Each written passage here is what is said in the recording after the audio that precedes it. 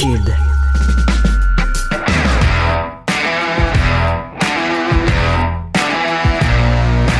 Mesdames et messieurs, bonjour, bonsoir et bienvenue à un autre épisode des Antipodes de la lutte. Pat Laprade, Fred Poirier, KR, Kevin Raphaël. Sans restriction chrono, c'est aujourd'hui, gros show, gros show. Je suis très fier de qu'est-ce qu'on va présenter aux gens. Parle-en là, mais les combats un par un, on va les plugger dans la section lutte québécoise, si tu le veux bien, mais je te laisse continuer. Oui, mais tu sais, juste dire aux gens, je suis vraiment content de ce qu'on va vous présenter. Puis ce que je suis le plus content de tout, puis après ça, tu sais, ça c'est qu'est-ce qu'on me dit à moi là, mais tout le monde a l'air quand même content de qu'est-ce qu'on va faire ensemble ce soir à Coinsville, Espace Diffusion. Quand tu dis tout le monde, tu veux dire qui? Les lutteurs ont l'air contents des histoires, ils ont l'air contents des différentes choses qu'on veut faire. Puis tu sais, je veux vraiment que tout le monde se sente à l'aise, mettons, de pouvoir me parler de leurs idées puis ces affaires-là. Puis je sens qu'il y a une ouverture dans la communication, puis je trouve ça nice. Donc, très heureux et très excité de pouvoir présenter ça avec les meilleurs de la lutte au Québec, à Coinsville, ce soir. Je vais être là à l'animation, bien hâte de retourner à l'animation. Ça va être la première fois que tu viens dans le pit, hein? Dans le pit à Coinsville, première fois. Yo, c'est un pit, mon gars, là, c'est crazy, là. Puis là, en pré-vente, là, je sais peut-être que les gens vont trouver ça dur à acheter des billets, mais venez sur place. On a ouvert des places, on a changé un peu le setup la semaine dernière, donc il va y avoir de la place pour tout le monde.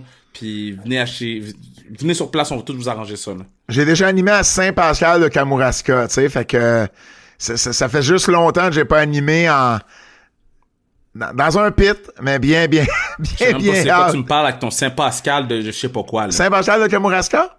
C'est comme passer Québec, là, mais vraiment passer Québec, là. OK, puis ça, c'est quoi? C'est pit, ça? Ben, je veux dire, c'est un festival qu'il y a là l'été, puis tu sais, ben, pit. En fait, je suis pas sûr de savoir ce que tu veux entendre par pit. Pit, là, ça veut dire c'est wild, là, c'est serré, on est tous ensemble, c'est... Non, c'est pas pit de bord. Moi, je pensais que tu voulais dire, genre, c'était plus...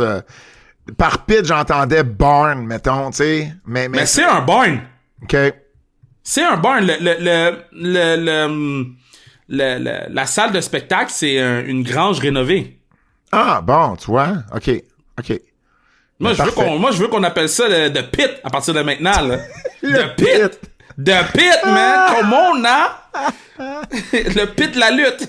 Oubliez pas de vous abonner à notre Patreon Kibook. On vous a fait un review, évidemment, d'Elimination Chamber, mais également un spécial sur la place qu'occupe le heel turn de John Cena dans l'histoire de la lutte. Puis bon, on va en parler brièvement aussi tantôt, bien évidemment, mais vous irez écouter ça si vous voulez l'avoir plus en profondeur. Sans restriction avantage numérique. Podcast de hockey féminin que j'anime avec Anne-Sophie Bété et Kim Deschênes si vous êtes amateur, bien entendu. Sans restriction régulier, podcast, as-tu quelque chose à plugger là-dessus? Mousse était Mousse, sur le pod cette semaine, puis des grosses discussions. Bon. Il était bon, Mousse, il était généreux, puis je l'ai dit sur le Patreon, mais un gros merci à la WWE d'avoir tout arrangé pour qu'il soit présent au show, pour qu'il puisse remplir ses nouveaux engagements avec NXT, mais qu'il puisse remplir cet engagement-là qu'il a avec nous. Fait que ça, j'ai beaucoup de respect pour ce que WWE a fait, disons. Et j'ai, bien évidemment, Femme Fatale le 29 mars prochain. Je vais en reparler, je vais en reparler dans le Québécoise. Non, je vais en parler tout de suite pour pas t'enlever ton chaîne de ton show le soir. Femme Fatale 29 mars. On est sold out sur les VIP. On a 61 admissions générales déjà de partie. On a 141 billets de vendus déjà. Ce qui est plus qu'au dernier show. Et on est à 3 semaines, un petit peu plus de 3 semaines. Félicitations. Peut-être que ce sera pas la fin de Femme Fatale. Oui, non, je te confirme que on s'était dit, si on attire 1000 personnes, c'est la même décision, on va juste finir avec plus d'argent dans les poches. Ouais, mais je vais te dire une chose. La décision se change. A.K.A. moi, je pense pas que c'est l'année finale de John Cena. Tu penses? Je pense pas que c'est la dernière de John. Ça, c'est un Chris de take, là. Oh, moi, je ouais. pense au contraire Ça que serait... c'est sa dernière parce que il aurait pas fait ça si c'était pas sa dernière. Ça serait le plus gros heel FU, encore plus, si tout ça arrive, il est champion, la dernière soirée, il est champion, puis il dit « I'm going nowhere ». Mais non! Il Ben finira oui. pas heel, Kev. Ils vont le retourner, babyface. Mais c'est sa dernière. Ben, ils vont le retourner babyface Vers la fin de sa run, là. vers la fin de sa run. Après Moi, je dis l'été. que sa run va durer plus longtemps que... Qu'est-ce qu'on pense? Et juste avant d'aller aux nouvelles, Fred, puis ceux qui nous écoutent, bien entendu, travailler avec Kevin Raphaël, c'est un plaisir. Pourquoi? Mais, ben, pour plein de raisons positives, là. OK, C'est le fun. mais C'est- qu'est-ce que tu vas dire de merde, là, parce que je vois le pot pis le fleur, là. J'aime ça travailler avec toi, mais Non, qu'est-ce que tu vas dire? une des affaires les plus drôles que j'ai quand je travaille avec toi, c'est parce que la WWE nous demande de se connecter, nous, une demi-heure avant. Alors, on se connecte une demi-heure avant. Et puis, tu sais, les premières minutes, il se passe rien. Je fais, non, reviens. Hey, Kev, il s'en va. Je finis pas l'histoire tant qu'il est pas réassis. Et bon, tu sais, je prépare un peu mes trucs, le pacing, je regarde un peu, je m'endorme mes trucs. Kev fait ses trucs de son côté. Puis dans les dernières minutes avant d'entrer en onde, c'est là que on a tous les deux notre casque sur la tête, dans les dernières minutes avant d'entrer en onde.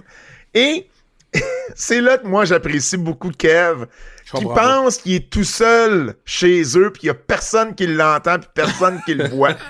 Alors samedi, avant Elimination Chamber... Oh non, t'es pas en train de noter, fuck! Puis en plus, le pire, là, c'est que ça me met dans le mood, fait que je deviens comme... C'est comme si je me transformais en Super Saiyan. Alors, j'ai enregistré un 15 secondes Non! de samedi. Je vous fais écouter ça. Non! We're so gallantly streaming, and the rockets are Oh non!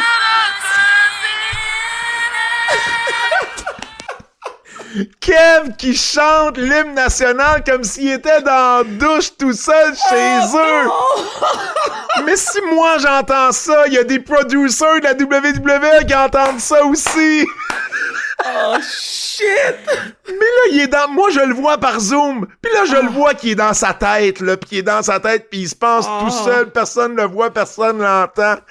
Hey, je pleurais. Il a fait l'hymne national au complet. J'en ai pris un 15 secondes, là, mais c'était un moment d'anthologie dans mes oreilles. Là, je peux plus être moi-même, là. Mais- Pat Laprade, il va me filmer, Je man. t'expose.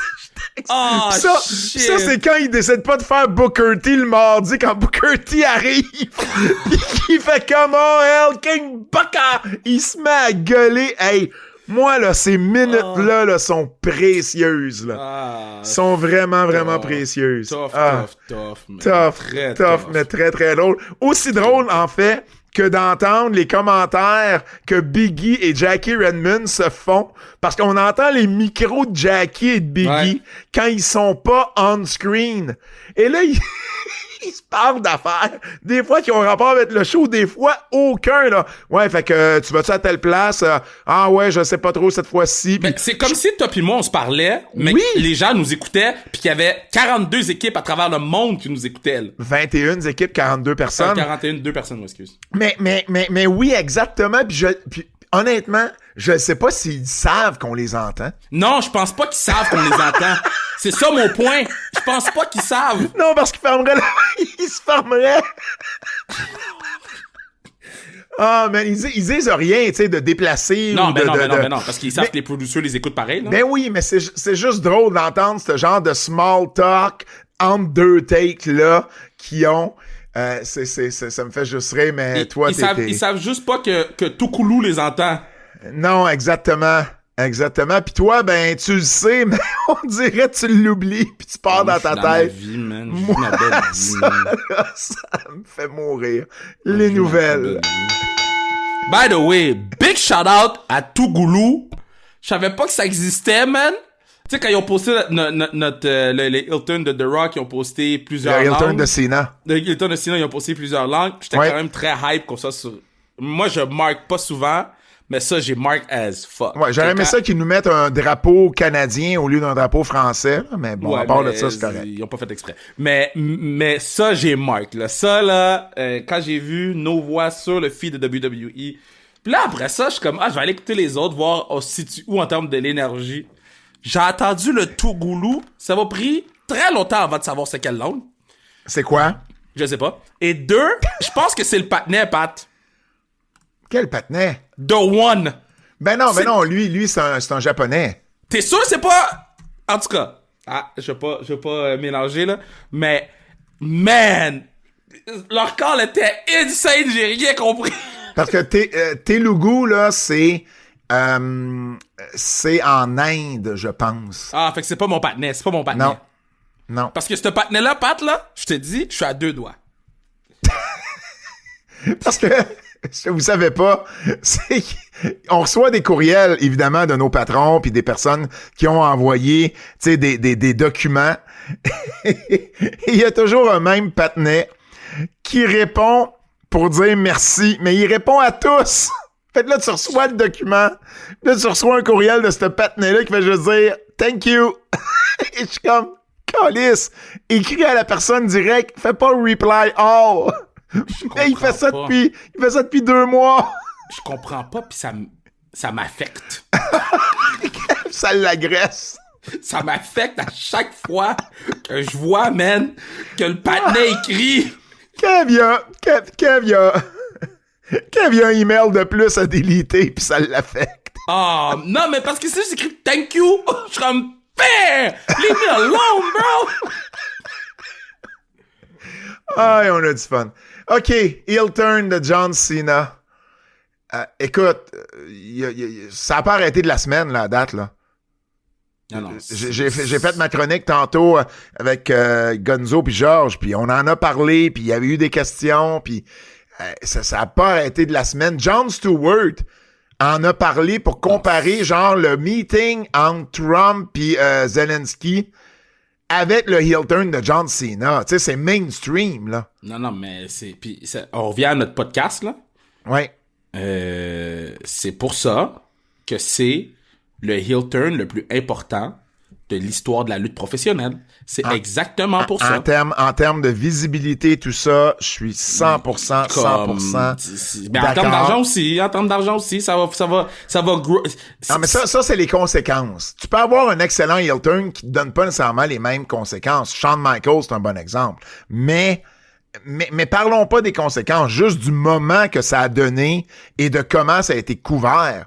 Je veux dire, c'est fou. C'est First Take d'ESPN qui en parle. Man, là. j'écoutais First Take, j'ai vu Shannon, j'ai dit, OK, là, on vit dans le Golden Age, là. Shannon Sharp a pas parlé qu'il voulait faire équipe avec John Cena. Il veut faire équipe avec Cody Rhodes. Avec Cody, c'est ça, exact. Fait que là, les gars mainstream veulent rentrer dans le ring de lutte, là. Ouais. OK. OK. As-tu vu Tops? As-tu vu la carte que Tops a faite, la 1 de 1? Tops Now a pris une photo de The Rock, Cena et Travis Scott et ils ont chacun fait autographier la photo. Ils l'ont fait en carte ou ils vont la faire en carte. Une 1 de 1. Ça va se vendre. Des millions. Ah, ben, probablement. Ben oui, c'est Travis Scott, c'est The Rock, puis c'est John Cena. Ben, t'as exact. probablement 3 des plus grandes stars du divertissement en 2000, des années 2000, là. Oui, puis oui, ben, du moment aussi, puis des années 2000, ben oui, 100%. Puis il a fallu que j'explique à bien des gens pourquoi Travis Scott était là, par contre. Mais parce que les gens, c'est des astis de caves.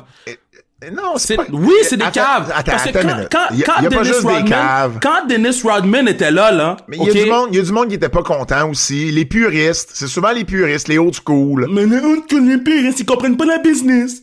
Quand Dennis Rodman était là, avec Hulk Hogan... Oui. Ben, c'est pourquoi tu as amené Dennis Rodman. Parce que Dennis Rodman venait de gagner ring sur ring sur rings. Mais là, les commentaires que j'avais, c'est... On n'a rien contre le fait que Travis Scott soit là, mais pourquoi faut qu'il soit là pour ce moment-là si important du monde de la lutte? Parce qu'il y a des gens qui écoutent pas la lutte. Il y a des gens qui écoutent careless de The Rock, qui écoutent careless de John Cena. Mais ce gars-là, il a eu 5 numéros 1 sur le Billboard. C'est un des plus grands visages. Puis ses souliers, Travis Scott, Jordan, Nike, là, ils se vendent 2000, 3000, 4000 piastres. C'est ça. Puis Travis Scott parle directement aux jeunes. Arrêtez-moi ça, man. Tu connais, je sais tu sais c'est qui, là, Yannick Plante à RDS? Oui. Bon, ben tu vois, on a un groupe chat avec, tu sais, certains de mes amis, puis tout ça, puis là, il y en avait qui posaient des questions, puis Yannick fait partie de ça, parce qu'on allait tous voir les pay-per-view ensemble à l'époque, dans une brasserie, puis Yannick, tu sais, je défendais la position de Travis Scott, puis Yannick est arrivé, puis il dit, tu sais, les gars, il dit, moi, il dit, à ma job, là, il dit, il y a des jeunes, là, qui m'ont dit, hey, t'as-tu vu Travis Scott était à la WWE? Exact. Et non pas, hey, as-tu vu John Cena tourner heel? Exact. Alors ça amène des yeux nouveaux sur le produit. Est-ce que ces gens-là vont devenir fans de lutte? Peut-être pas. Mais c'est pas impossible. Ils vont devenir fans de lutte. Ils vont devenir fans de lutte parce qu'ils vont suivre Travis Scott. Puis ils vont suivre Travis Scott en ligne. Ils vont suivre WWE en ligne pour savoir qu'est-ce qui se passe. C'est ça qui est arrivé, là. Il y a comme plein de gens random qui sont abonnés à WWE, à telle affaire pour comprendre qu'est-ce qui se passe. Ouais. Puis ils ont pas eu leur réponse, hein. Non, puis c'est pas tout le monde non plus. C'est un peu... Faut pas penser que 100% de ces personnes-là vont commencer à être fans de lutte ou suivre la lutte. Non, c'est pas ça qu'on dit. Il y en a un pourcentage qui vont le faire. Et c'est à ça que ça sert d'avoir Travis Scott là. Bon, maintenant, ça c'est le heel turn. Vous irez écouter le podcast pour en savoir Puis, davantage sur qu'est-ce qu'on pense. C'est un très bon podcast qu'on a fait, là. Je pense que oui, puis il est gratuit, là. Il est disponible à tous et à toutes. Ouais. C'est rare qu'on fait ça, mais on trouvait important de le faire. Puis si vous aimez ça, ben abonnez-vous sur notre Patreon qui book parce que du contenu comme ça, on vous en donne régulièrement. Là, je vous le dis, là, régulièrement. Bianca Belair, parlons du show comme tel, a remporté l'Elimination Chamber. Ben en fait, John Cena a gagné l'Elimination Chamber masculin. Ouais, avant le heel turn, ouais. Le heel turn a pris toute la place, mais faut pas oublier que Cena a gagné le match. Ça a été un maudit bon show de lutte, là. Pour vrai, là. C'est un des bons shows de lutte, mais j'ai eu la chance j'ai eu la chance. Mes parents sont venus, ma soeur, ma mère et mes deux sœurs sont venus chez nous. Faut faire un keybook avec ta mère, hein. Oh, je sais, j'y ai déjà dit. Elle m'a dit qu'elle est gênée, mais c'est pas grave, on va la déjeuner. Ce que je disais, ils sont venus chez nous, puis je les ai jamais vus autant excités pour de la lutte. Comme, ils étaient excités, là. C'était, en tout cas, man, non, mais ça a été vraiment un très, très, pour un show de 4 matchs, là. Tu sais, le match par équipe, c'est moins donné un peu, puis c'était correct, là, il était pas là pour ça, il était là pour Trish Stratus, pour la saveur locale, Toronto, Rogers Center, mais l'Elimination Chamber masculin, l'Elimination Chamber féminin et le match Kevin contre Sami, ça a livré la marchandise big time, là.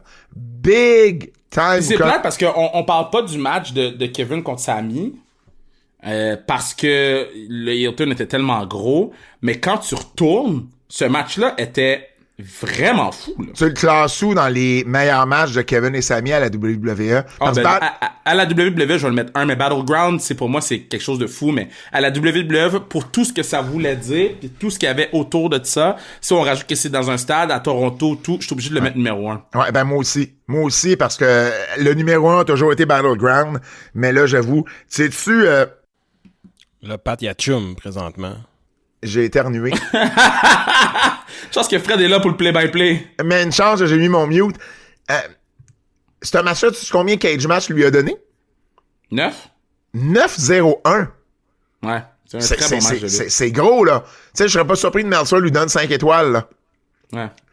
C'est un très bon match. L'Elimination Chamber masculin, très bon match aussi. 8.37 sur Cage Match. Puis le féminin, 7.67. C'est des grosses cotes pour particulièrement Cage Match pour la WWE. C'est des cotes qu'on voit pas régulièrement. Comme quoi, pas obligé de faire 12 matchs sur une carte pour livrer un bon pay-per-view. T'es pas obligé de faire 8 Spanish Fly, Flip Flop, Apitum, Apatom, Bing Bam Boom. Tu vois? On n'est pas obligé. Exactement. Donc, Bianca Belair a gagné du côté féminin, John Cena du côté masculin. Et je veux revenir un instant sur le côté féminin. Bianca Belair, quel début de combat avec Jade Cargill qui arrive, qui attaque Naomi. Puis ce que j'ai aimé, c'est que là, évidemment, on a un peu plus de recul sur la description qu'on a fait samedi, sur le podcast qu'on a fait également samedi soir. À chaud. Oui, Liv Morgan, là, tu la vois, là, elle dit carrément, pendant que Jade Cargill s'en vient, c'est pas moi, j'ai rien fait, c'est pas moi. Tu sais, parce qu'elle sent qu'elle s'en vient vers elle. Et Cargill rentre, puis évidemment, un petit swerve, puis s'en va bifurque vers Naomi.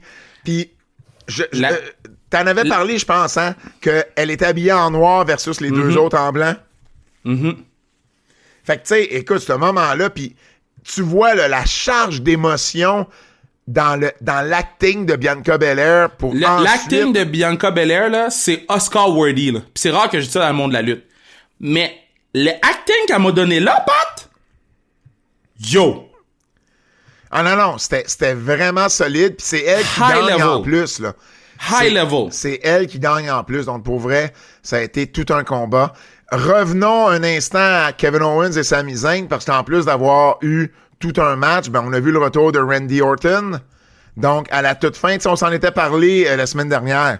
Soit Orton faisait venir perdre Kevin, ou Kevin gagnait, puis Orton arrivait après. Ouais. Ça a été le scénario B.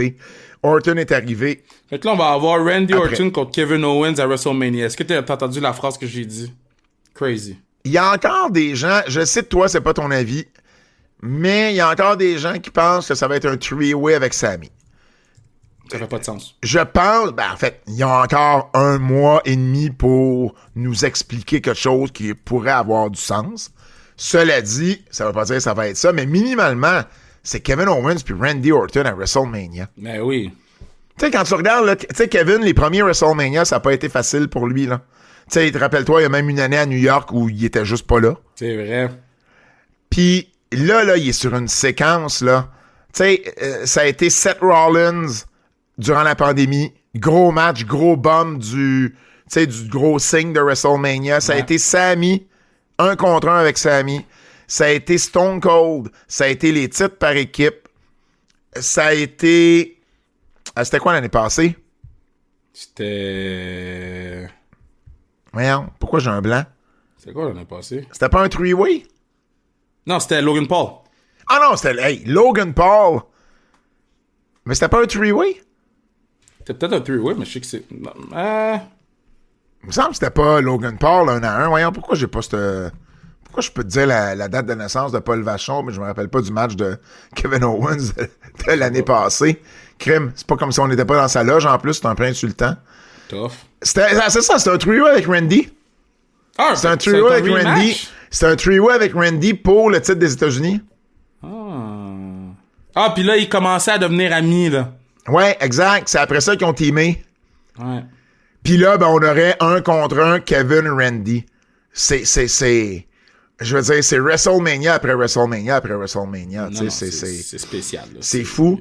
La- Donc, on a ça qui s'en vient, Randy Orton, qui est officiellement de retour, puis qui a fait des RKO à un paquet de monde, dont un Québécois en particulier, Ian Harrison, le grand qui est arrivé à la fin, où Randy est venu pour y serrer la main, puis au lieu de serrer la main, ben, tu sais, il a fait un RKO. Ça, c'est un lutteur québécois, Ian Harrison, recrue de l'année au Québec il y a 2 ans, je me trompe pas. Et la WWE, Kev, je te disais, a fait une carte de John Cena, Travis Scott, puis The Rock.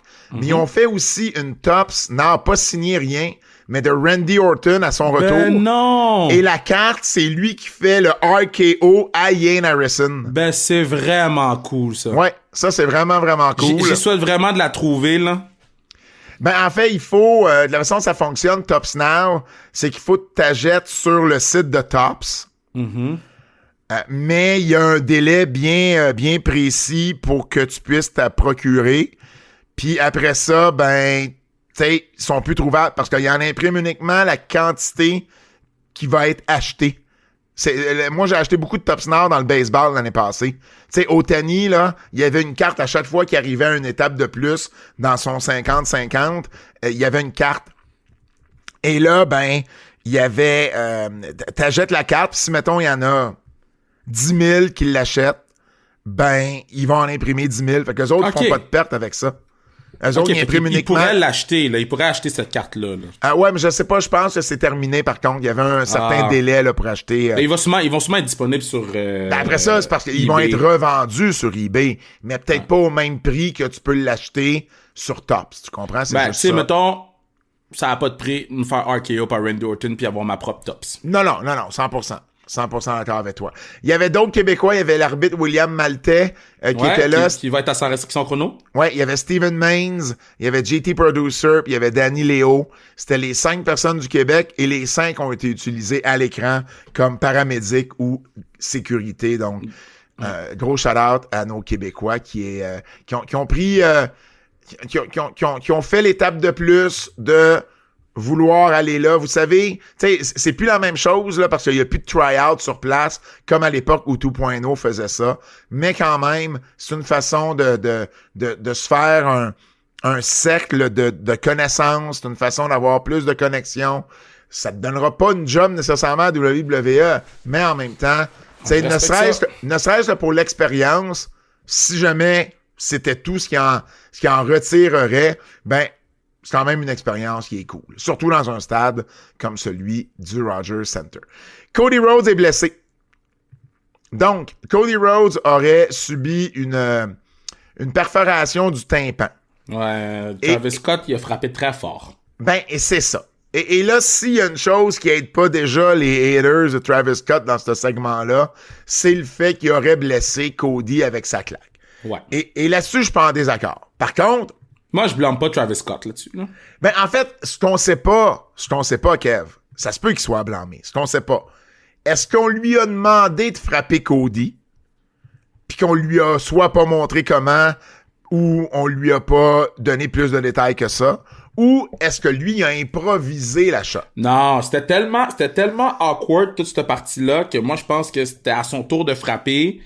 Puis... Mais attends, à son tour de frapper, c'était scripté que lui devait le frapper? Moi, je pense que oui, parce que tu te rappelles, ça commençait à être awkward. Là, il avait levé Cody, puis là, il s'en allait pour le frapper, puis là, John, il avait redescendu Cody. Tu sais, c'était tout complexe, cette partie-là, là, puis c'est après ça qu'il a donné le coup. Ben, moi, je le sais pas en bout de ligne, OK? Je vais juste dire que si c'était prévu, puis qu'on l'a mal coaché, ben, c'est pas Travis Scott qui est à blâmer. Moi, je le blâme pas pour ça, là, tu sais, Si c'est improvisé, puis que c'était pas prévu, Ouais. puis que lui, il a décidé d'en ajouter parce qu'il était un peu stone, puis que là, il a voulu joindre à l'action. Je prends pas le Indépendamment le truc qu'il soit stone ou pas, il a décidé de s'en mêler, puis c'est improvisé. Ben là, c'est de sa faute à lui, parce que si t'es pour improviser, assure-toi de pas blesser le lutteur, par contre. Ça, c'est important. Ouais. Mais c'est pour Maintenant, ça que je te dis, je pense pas que c'est... on n'a pas entendu parler rien de chicane backstage ou de gens qui étaient pas contents.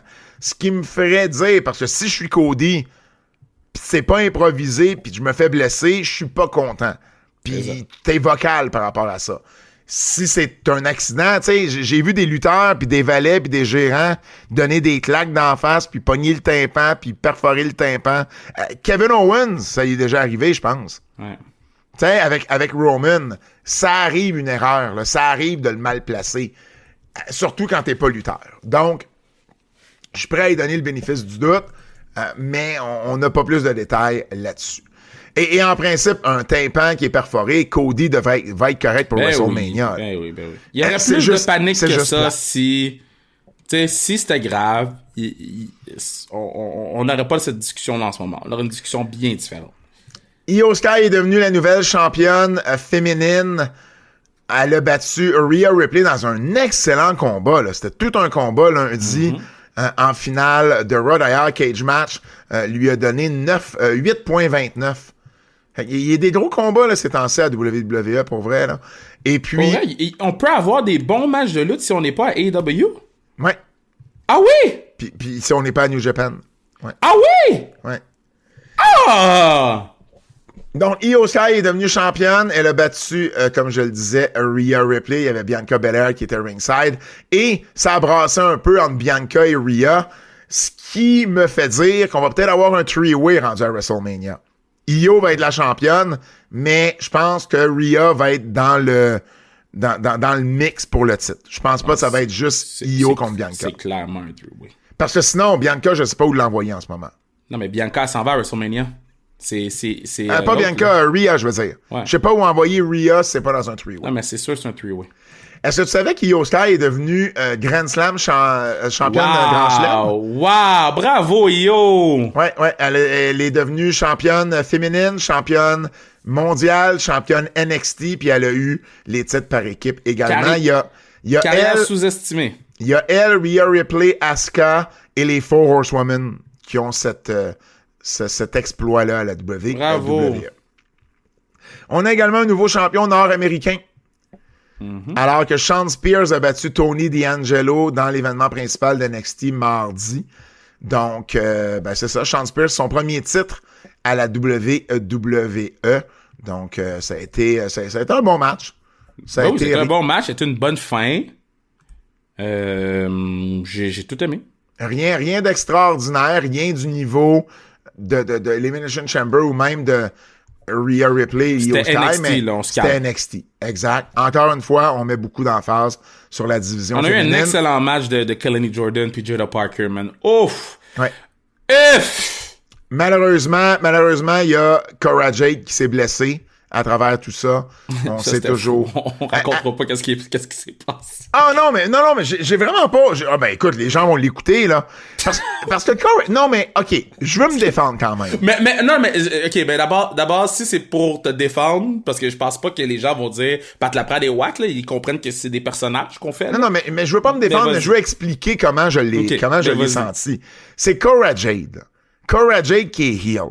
Et à un moment donné, moi, j'ai pas vu rien, là, où Cora Jade s'était blessée, là. C'est pas comme si, mettons, elle était tombée sur le cou, puis elle avait arrêté de bouger. Donc, elle est dans le ring, la caméra bouge, puis à un moment donné, whoop, Cora Jade est en train de vendre dans le coin. Non, Puis là, il y a un médecin qui y parle. Tu sais pourquoi je savais qu'elle était blessée pour vrai? Parce qu'ils ont pas shooté Cora avant un bon 20-30 secondes. Ouais, je comprends. Fait mais que si elle était blessée, si elle était pas blessée pour vrai, il aurait bien shooté Cora pour qu'on voit son expression faciale, puis là, ça marchait pas. Là.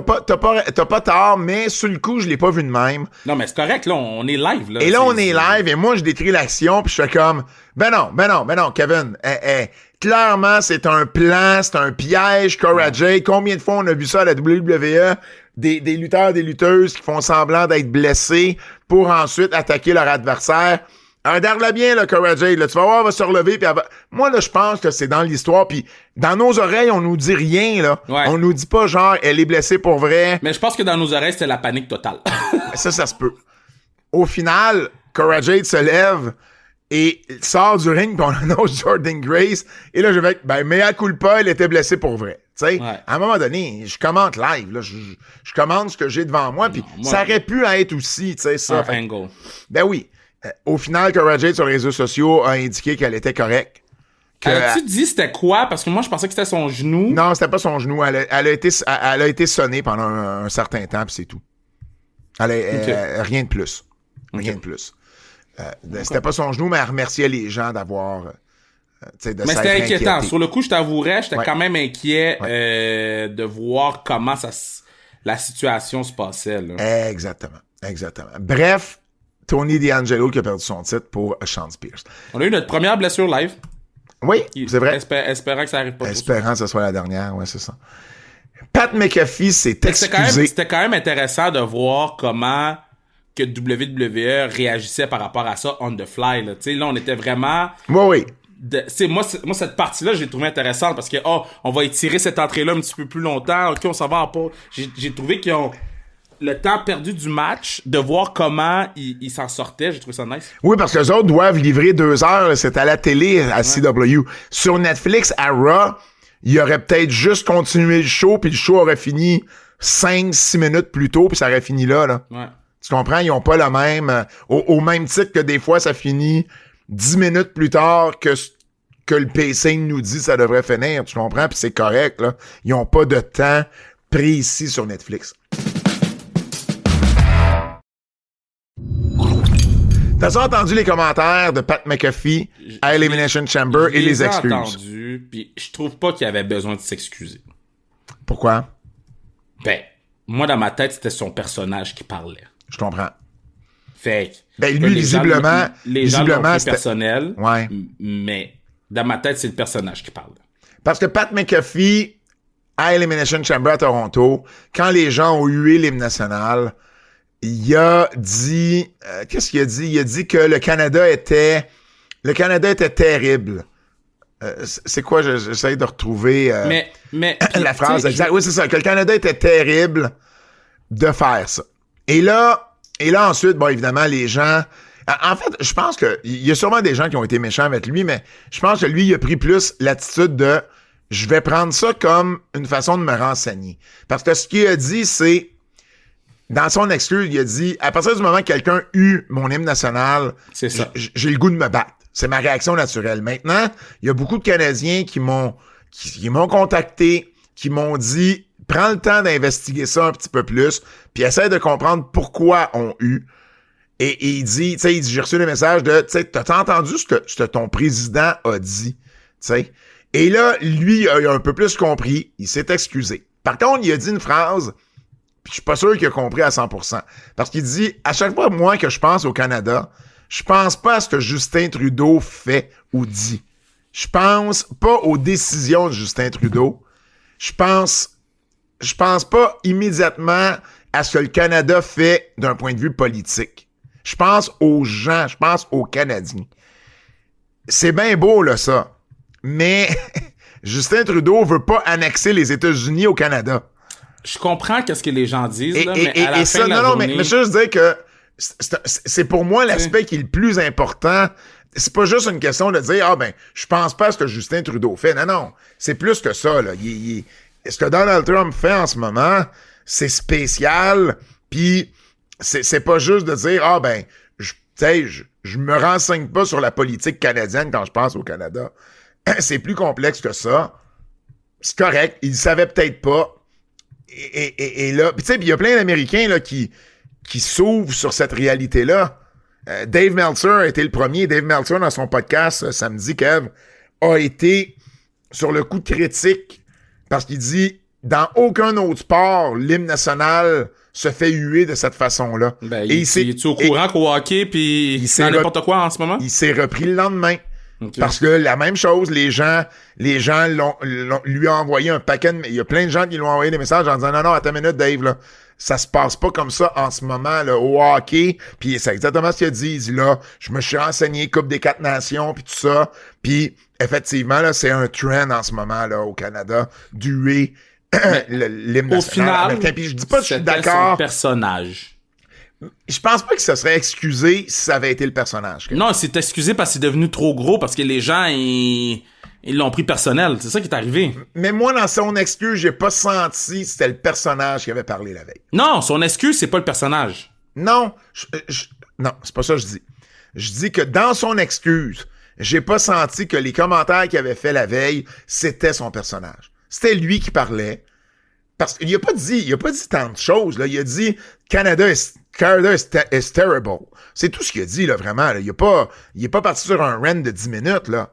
Non, mais parce qu'il a fait quand même pas mal de commentaires pendant le show aussi. Oui, puis je pense que c'est venu vraiment le chercher, Kev. Puis c'est correct, je peux comprendre qu'un Américain, ça vienne le chercher si tu eus son hymne national. L'important là-dedans, je pense, c'est de comprendre d'où ce qu'on vient avec ça, puis pourquoi le Canada réagit comme ça aux États-Unis en ce moment. Tu sais, je pense que c'est plus ça qu'il faut regarder. Puis tant mieux si d'autres Américains comprennent un peu mieux notre position à la suite de tout ça. Je suis pas nécessairement en accord avec les huées, mais en même temps, peut-être que ça fait réagir, ou ça fait connaître, ou ça fait...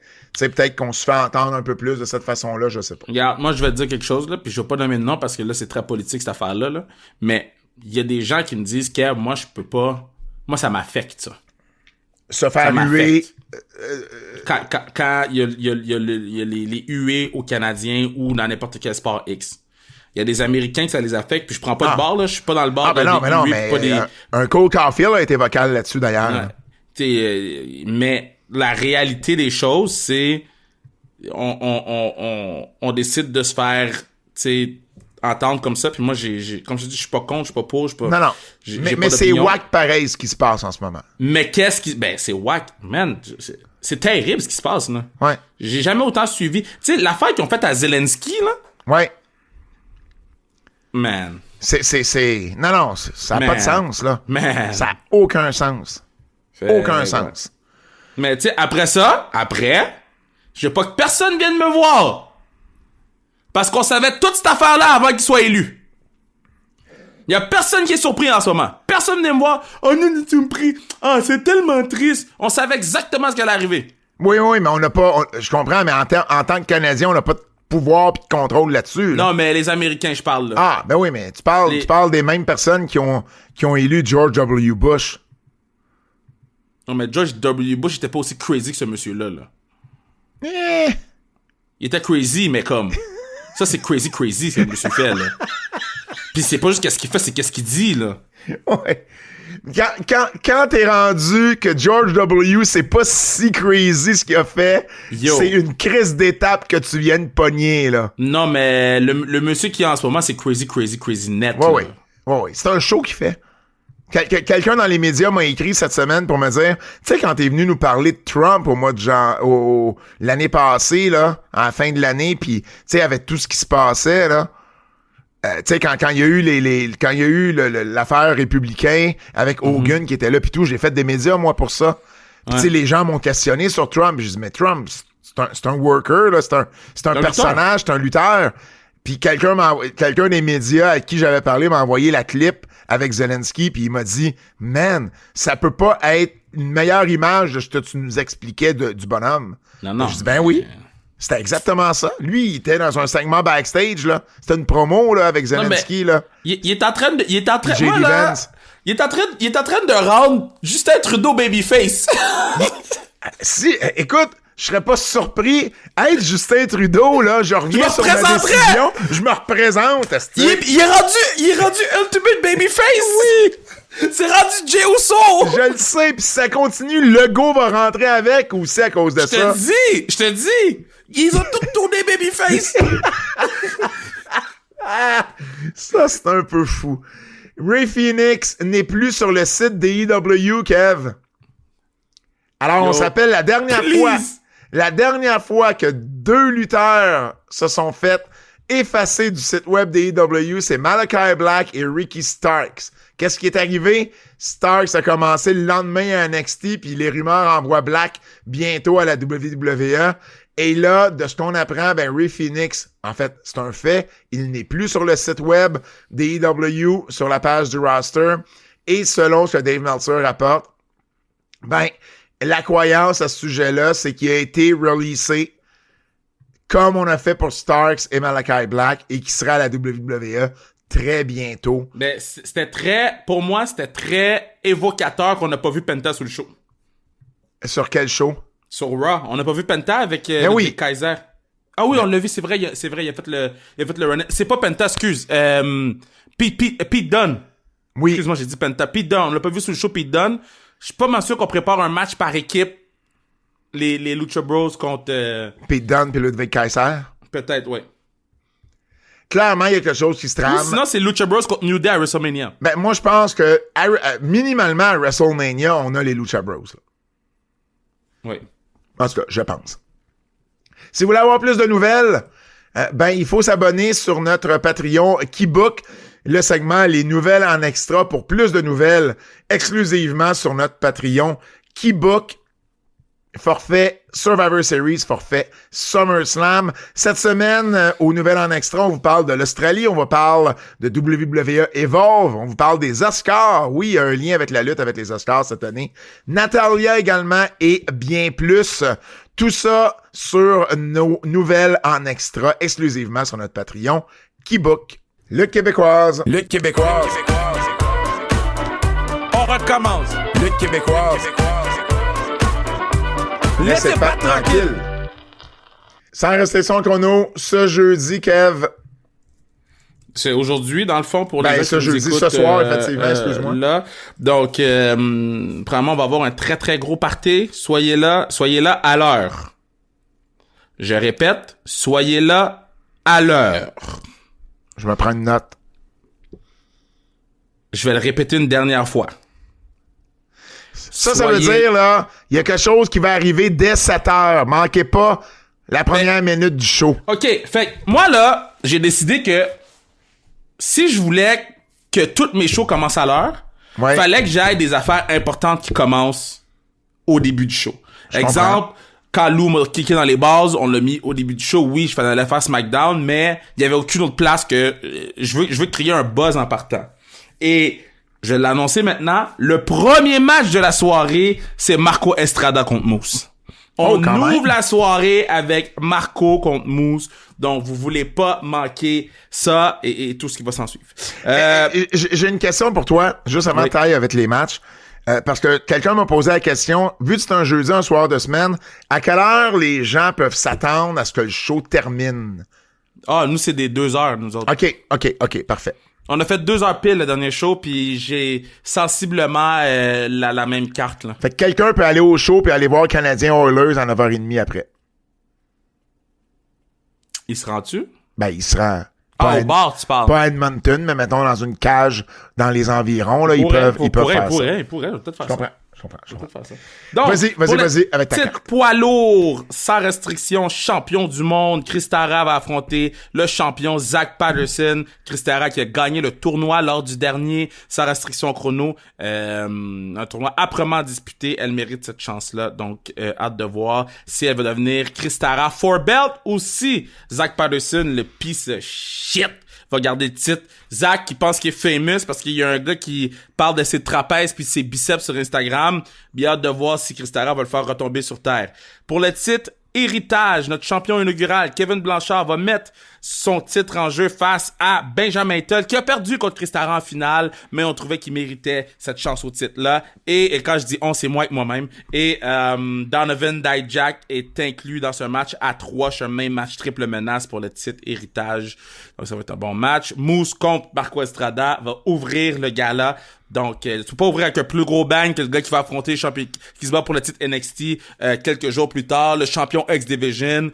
Donc, bien hâte de voir Moose face à Marco Estrada. Queen's Gambit mené par Lou O'Farrell avec ses sbires, Giovanni et Matt Falco vont affronter les Wonder Boys et Azael. Première présence de la championne de Femme Fatale, Azael, sur le gala. Et première fois que les Wonder Boys vont faire équipe sur un gala de sans restriction chrono. Est-ce qu'ils vont venir à bout de la déchéance que cause autour de Queen's Gambit? Il va falloir être là pour le savoir. Et j'ai quelque chose dans ma manche parce que si Lou Farrell et le Queen's Gambit battent Azael et les Wonder Boys, je sais déjà qui j'ai pour elle le 17 pour Birthday Bash. Scoop! Moi, je le sais! Pat Moi, est je le content. sais! Pat m'a dit, je vais aller la chercher, la rempart. Ben, certain. 100%. Michel Plante et Frankie the Mobster. J'ai pas vont dit ça de même en passant. Mais non, je sais. Puis j'apprécie que tu as cherché cette personne à l'aéroport.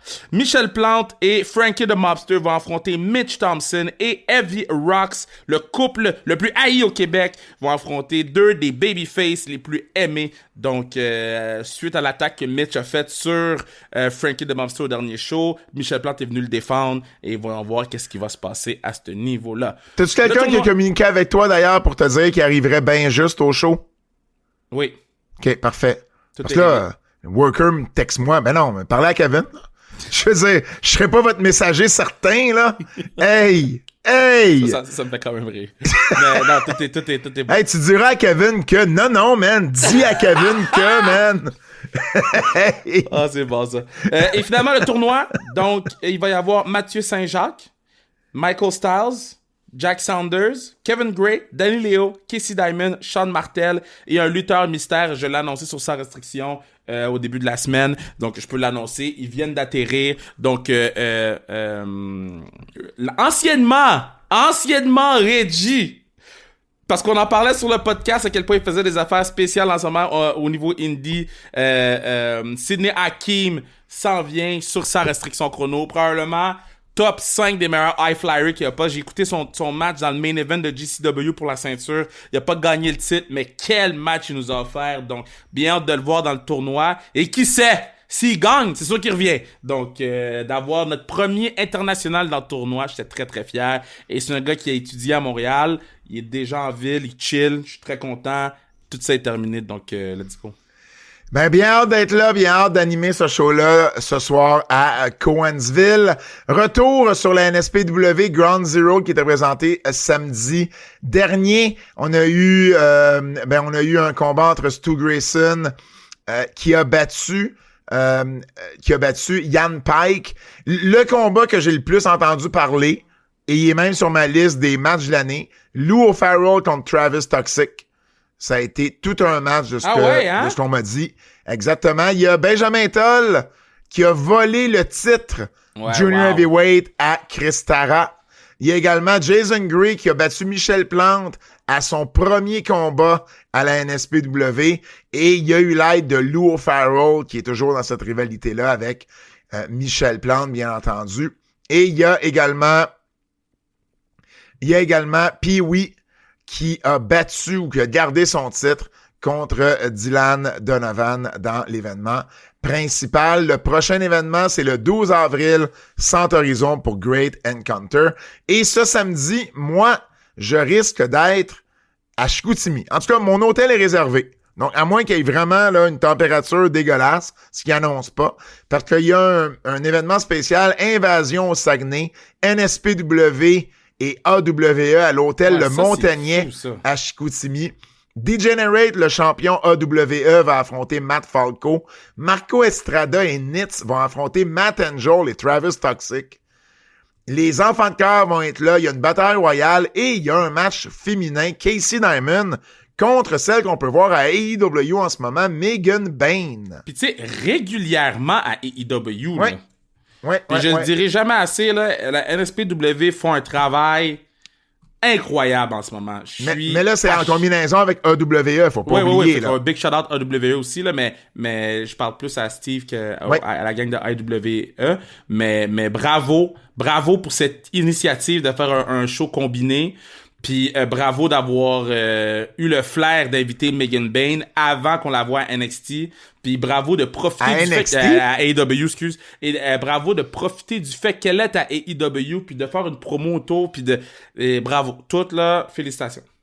Alors voilà, le Montagnet à Chicoutimi. Alors si vous êtes du coin, ben allez voir ça ce week-end en principe. Ça va être insane. Moi, en principe, je devrais être là. J'aime la région, là. J'aime ça y aller une fois par année au Saguenay. Donc, c'est le show que j'ai choisi cette fois-ci. Coup de cœur. Si vous avez une chance d'aller voir un match de Stardom, Saya Kamitani contre Tam Nakano, c'est insane. C'est sur YouTube, c'est gratuit en ce moment. Fait que, Kev, mets ça dans ta liste, là. Saya Kamitani contre Tam Nakano. Loser leaves Stardom. Ah oui, ils l'ont mis gratis en ligne. C'est sur ma liste. C'est sur ma liste de choses à faire. Incroyable. Incroyable. Pour vrai, là, les Joshi sont à un autre niveau, là. Je l'ai toujours dit, mais c'est vraiment, vraiment solide. Ouais. Seth Rollins et CM Punk, là. Yo, CM Punk est arrivé pipe bomb, là. Ouais. Okay. C'est rare que je panique dans la vie. Je suis très level-headed sur certains trucs. Quand j'ai vu ce qui allait arriver dans la promo de CM Punk, j'ai dit « Holy shit! » J'étais sur les talons toute la promo pour la traduire. Là. C'était ma promo la plus difficile que j'ai traduite à date depuis que je fais la lutte point depuis 7 ans. Là. C'était insane. Ouais, non, c'était... Puis le brawl, c'était un solide brawl. Là. Pour vrai, là, pour qu'il y ait un This is Awesome dans un brawl, c'est rare. Habituellement, les gens vont dire « Let them fight », mais pas This is Awesome. Ouais. Tu sais, on s'en va, je pense, vers Rollins, Punk et Roman à Mania, et ça va être fou. Ça va juste être fou. Je l'ai pas mis dans les nouvelles, je l'ai mis dans l'écouteur parce que je trouvais ça cool. Queen of the Ring sort cette semaine, le film sur Mildred Burke, et il y a beaucoup de lutteuses qui font partie de la distribution. Ouais. Donc, il y a en fait, de lutteuses et d'annonceuses ou de femmes impliquées dans le monde de la lutte. Camille va être à jouer un rôle. Kayla Braxton est là-dedans également. Il y a Britt Baker. Il y a Tony Storm, dans un rôle qui avait été originalement donné à Liv Morgan, mais Liv s'était blessée. Il y a Naomi qui est là-dedans également. Il y a Jim Cornette qui joue Sam Mushnick, le fameux promoteur de la NWA qui était basé à Saint-Louis. Il y a vraiment quand même plusieurs personnes du monde de la lutte, là, je voulais le mentionner. Et ça, pour moi, c'est quelque chose qui est vraiment spécial. L'histoire de Mildred Burke, on en parle dans notre livre sur la lutte féminine, sur l'histoire de la lutte féminine, parce que ça a été vraiment la pionnière, celle qui faisait des finales avant que ça revienne à la mode, avec Wendy Richter dans les années 80, puis ensuite, bien sûr, avec la nouvelle génération. Ça a été probablement la meilleure lutteuse américaine avant cette invasion-là, pas cette invasion-là, mais cette évolution-là de la lutte féminine des 10-15 dernières années. Puis, elle était mariée avec un promoteur, Billy Wolf. Billy Wolf, là, c'était une rapace de la pire espèce. Billy Wolf couchait avec n'importe quelle fille de son roster, parce que lui, c'était le promoteur de la lutte féminine.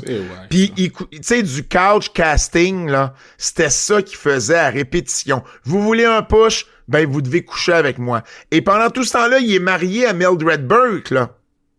Puis finalement, Mildred Burke, il a fini par y donner son gars, parce qu'il était plus capable de s'en occuper. Puis il a dit à son gars, ben regarde, occupe-toi-en, toi. Ah, mais on en a parlé de cette histoire-là, ou on a vu un documentaire sur cette histoire-là, me semble. Y a-t-il un documentaire là-dessus? Ça se peut-être peut. Peut-être pas. Je me rappelle pas. Mais en tout cas, bref, Billy Wolf, là, tu sais, autant qu'il... Tu sais, il était avant-gardiste par rapport à comment il bouquait les lutteuses noires à une époque où les lutteuses noires étaient pas nécessairement bien vues dans le milieu. Lui, ça y a jamais dérangé. Par contre, au niveau de tout le reste, c'était un être pitoyable qui battait ses femmes, puis qui écoute, jusqu'à la fin de sa vie, là, c'était ça, là. C'est, si tu veux un push, tu couches avec moi, sinon, ben, je vais te faire jobber ou je te donnerai plus de job. Fait que je sais pas comment exactement le film. Je pense que JR est en arrière de ça, ou au début, JR était dans le projet minimalement. Mais c'est Ben, on ira le voir, puis on fera un résumé. Ouais, c'est un film que je veux vraiment aller voir, basé aussi sur le livre de Jeff Lean sur Mildred Burke, que je me base moi aussi pour parler de Mildred dans notre livre à moi puis à Dan Murphy. Donc, c'est vraiment, puis juste une petite correction, là, Kayla Braxton ne fait pas partie du film, mais c'est parce que là, j'avais plein de notes là-dessus. Là. Elle va animer un Q&A à la suite d'une des premières là, dans un des théâtres là, à Los Angeles. Je voulais juste quand même le préciser. Mais pour vrai, c'est une histoire qui vaut son pesant d'or et j'ai bien hâte de voir. Moi, des fois, les films historiques, tu sais, un peu comme celui des Von Erich, là, des fois, je suis un peu plus réservé par rapport à la qualité qu'on va donner à l'histoire là-dedans, mais j'ai bien hâte de voir comment celui-là va tourner. R-Truth. OK. T'as-tu vu R-Truth sur les réseaux sociaux? OK, R-Truth, là, j'ai besoin de R-Truth contre John Cena et SAP! J'ai plus hâte de voir R-Truth contre John Cena que John Cena contre Cody Rhodes. R-Truth a mis... sur la photo là me fait rire, man. Sur la photo où Cena donne un hug à Cody, R-Truth, il a retweet en disant que ça a été généré par l'intelligence artificielle avec la face de Cena. Ensuite, Brandy Rhodes, elle écrit John Cena sucks. Et R-Truth, il répond, ben là, on peut pas sauter aux conclusions, là. Man, ce gars-là me fait tellement rire, là. Et là, puis, sans finalement... joke, on a besoin du match puis du squash. Et là, finalement, le dernier post qu'il fait la journée d'après, c'est « Why, John, why? » Comme si ça y avait pris 3 jours à le réaliser. C'est bon, man. Ah, je pleurais. Je pleurais quand j'ai vu ça. Pour vrai. C'est un coup de cœur. Stéphanie Vaquer a fait une entrevue, Kev. Et à Boston Open. Et elle a dit... je sais pas si c'était à Boston Open, mais elle a dit qu'on lui a donné le choix qu'on l'a engagé d'aller à NXT ou sur le main roster. Et elle a dit, ma première réponse a été le main roster. Puis après ça, j'y ai pensé. Puis je dis, OK, attends une minute, là. Faut que j'apprenne l'anglais. Faut que j'apprenne à travailler de la télé. Faut que j'apprenne le style américain et le style WWE. Je vais prendre mon temps, il n'y a rien qui presse. Je vais prendre NXT finalement, puis je vais apprendre ce que j'ai à apprendre. Et c'est ça en dit long tellement aussi. sain comme Ouais, mais décision, je trouve. C'est simple, mais tu sais, s'ils lui ont offert d'aller sur le main roster, ça veut dire que son contrat, c'est pas un contrat NXT. Si tu comprends ce que je veux dire. Ça, c'est possible, mais j'ai juste aimé comment elle a géré sa réaction par rapport à ça. Ça aurait été 100%. facile pour elle de dire, ben, c'est sûr, je vais aller sur le main roster, de pas être prête, ça soit un flop, puis de manquer peut-être une belle occasion. Je dis Comprends? juste, c'est plus facile prendre cette décision-là, disons. C'est juste ça que je dis. Si elle est payée main roster, Exact. t'as raison. T'avais-tu d'autres coups de cœur? Ben, on a pas mal passé au travers de tout, là. Avertissement. Avertissement. Ce segment pourrait contenir des critiques négatives. Il y a beaucoup de gens qui aimeront pas mon commentaire, mais on a couvert le dernier Dynamite la semaine passée parce qu'on a fait le podcast le jeudi. Ouais. Fait que moi, j'ai pas d'avertissement.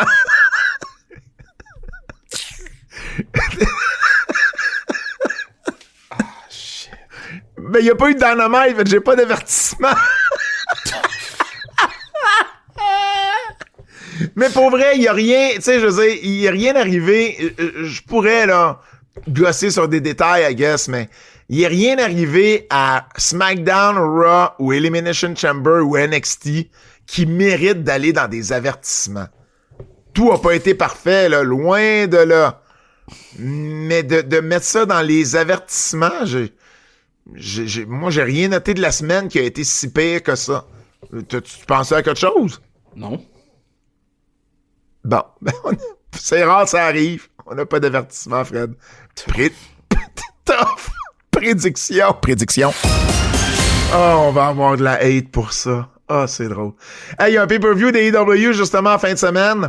Revolution ce dimanche. Et AEW a annoncé aujourd'hui qu'au Canada, ça serait disponible sur Prime Video, mais faut que tu le loues. C'est pas gratuit. Ah, mais moi, je vais faire ça. Je vais le louer sur Prime à la place de le faire sur Thriller. Je vais l'écouter à la télé. Exactement. Tu peux l'écouter maintenant à la télé, pas nécessairement sur le web. Avec Prime Video, ça va être disponible dès Parce que je pouvais l'écouter sur ma télé, mais tu sais, faire le cast puis tous ces gossants, là. Non, exactement. Alors, quand même, c'est une grosse carte, là. On fait des farces avec Dynamite et tout, mais c'est une grosse carte. On va commencer, on va laisser faire le Zero Hour. Will Ospreay contre Carl Fletcher dans une cage.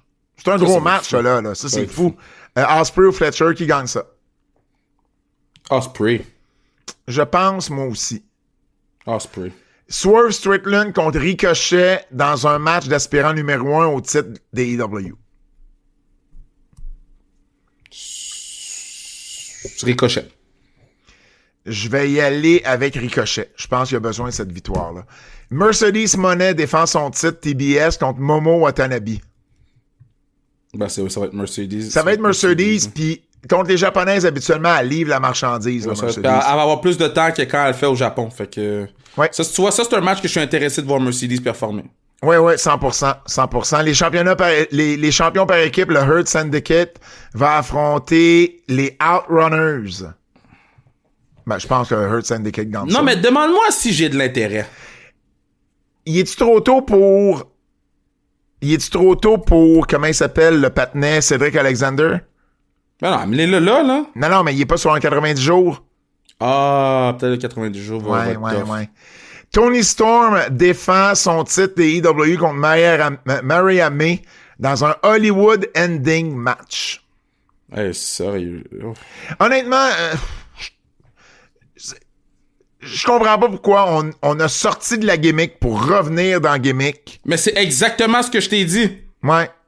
C'est exactement ce que je t'ai dit. Ouais. Je dis pas que le match sera pas bon, mais je comprends pas ce qu'on a fait avec Tony Storm dans les dernières semaines. Le champion international, Konosuke Takeshita, va affronter Kenny Omega. Ça aussi, c'est un gros match. Ça, c'est Match of the Year Contender. Moi, je donne le 7 à Omega. La 4, là, non, je donne pas à Omega. OK. Tu veux qu'il fasse quoi avec le titre? Ben, ils le défendent. Mais, OK, je comprends ce que tu veux dire. Non, okay. Moi, je veux dire, Takeshita puis Fletcher, pour moi, les deux perdent le match. Là. Pour moi, c'est pas une bonne soirée pour Don Callis. OK. Et finalement, John Moxley défend son titre mondial contre Cope, a.k.a. Adam Copeland. The Cope. Ça. Tu donnes le titre à Cope. Là, oui, là, je suis d'accord. Wow, tu finis le show avec Cope, qui gagne 100%. C'est à LA, le show. C'est dès 19h, je pense. Puis ça va finir à 1h du matin. On va vous faire évidemment une revue le lendemain sur Keybook, sur notre Patreon. Une revue de ça. Kev, je veux qu'on fasse les prédictions d'un autre gros show. Puis je pense que ça vaudrait la peine cette semaine qu'on se fasse un Keybook pour faire la revue de ce show-là à chaud tout de suite après. Puis je te parle de Roadblock pour NXT. Ouais, je suis d'accord avec toi. Honnêtement, c'est une carte de PLE d'NXT là, qu'on a. Je suis d'accord avec toi. C'est ça que je pensais que c'était un PLA quand je parlais de ça avec Moose. Ben oui. Donc, on nous a annoncé que les coachs de LFG seraient là, l'Undertaker, Mickey James, Booker T, Bubba Ray Dudley. D'ailleurs, on fait les revues de LFG là, sur notre Patreon, si vous voulez écouter ça. Bon, Roxanne Perez contre Jordan Grace. En partant, c'est un gros match. Ça va être fou, ça. Mais ça va être Jordan, là. Mais Ça va être Jordan. Un New York Street Fight, un New York City Street Fight. Javon Evans contre Ethan Page. Ça va être bon. Ouais. Et J'ai là, hâte de voir. Et là, faut que tu donnes le win à Evans, parce que tu l'as pas donné au dernier match. Ouais, c'est ça. Les champions TNA par équipe, les Hardys, vont affronter Fraxium pour les titres de la TNA. Ça aussi, c'est un crise de gros match, là. Puis tu sais quoi? Je pense que Fraxium gagne. Tu donnes les titres à Fraxium? Et c'est le heel turn de Fraxium. Oh, shit, gros take. OK. OK. J'ai pas de take qui accote ça. Le champion NXT, Obafemi, défend son titre contre Moose. Il va battre Moose. Là, Obafemi va garder son titre, mais c'est un gros match. Ben, moi, j'ai aimé ça qu'ils disent que c'est deux partenaires du Nigeria qui vont être s'affronter. Je trouve ça nice. J'avais pas remarqué. Et championne contre championne. La WWE, là, son tag pour ça, c'est le plus grand match de l'histoire d'NXT. Et je suis pas en désaccord. Ben, je suis pas nécessairement d'accord, mais c'est quoi un le gros match? De l'histoire d'NXT? Ceinture pour ceinture, là. Je comprends, mais pour moi, mettons, Bayley, Sasha Banks, c'est plus gros que ce match-là. Même si les ceintures sont pas en jeu. Mais je comprends. Le match était meilleur, mais je comprends ceinture pourquoi, pour ceinture. Je comprends pourquoi ils le disent comme ça, c'est ceinture pour ceinture. Julia contre Stéphanie Vaquer. Qui gagne ça, Julia? Ouais, ça va être Julia. Pour vrai, là, cette carte-là, c'est une carte de PLE. Non, ça va être spécial. Et on a ça un mardi. Fait qu'on va vous faire un keybook pour ça tout de suite après. Le quiz.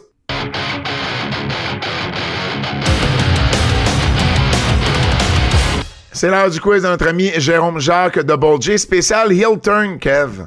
Oh, nice. Pendant combien de temps John Cena restera heel entre jusqu'au tour de SummerSlam ou jusqu'au tour de Survivor Series? Ben, tu sais, moi, je persiste à croire que sa tournée, ça se termine pas après un an.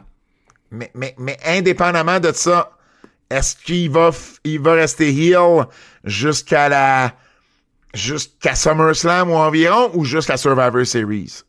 Oh, jusqu'à SummerSlam. Si c'est ça, jusqu'à SummerSlam. OK. Moi aussi. Moi, je pense que c'est là. C'est après l'été là, qu'il va tourner Babyface, selon moi. Quelle est la meilleure façon de devenir heel entre un low blow à la John Cena ou un coup de chaise dans le dos à la Seth Rollins? Ouh, low blow à la John Cena, by far. Ah, moi, je prends le coup de chaise dans le dos. Ben, low blow, ben, ouais. Ça frappe plus, ça look plus, je trouve. Ben, moi, je trouve que ça fait, c'est plus ras un low blow, là, selon moi, là. Dans le cas de Cena, c'était la bonne chose à faire. Je veux juste dire que, de façon générale, pour un heel turn, j'aime mieux le coup de chaise. Quel a été le pire heel turn entre Austin à WrestleMania 17 ou Goldberg à Great American Bash 2000? Tough. Ben, Goldberg, là. Goldberg. Austin, on a fait de quoi avec, là? Goldberg, ouais, 100% Goldberg. L'autre, non, l'autre, c'est rien passé, là. Ça ou ça? Ça ou ça, yeah. C'est ça qui est ça, ou ben non, c'est ça, hein. Ça ou ça, yeah. Choisis d'autres choses, ou ben choisis ça. Fred est entertained par son propre thème. J'adore ça, il danse. Ça ou ça, de gracieuseté de notre ami Sébastien Théberge. T'es prêt, Kev? Mm-hmm.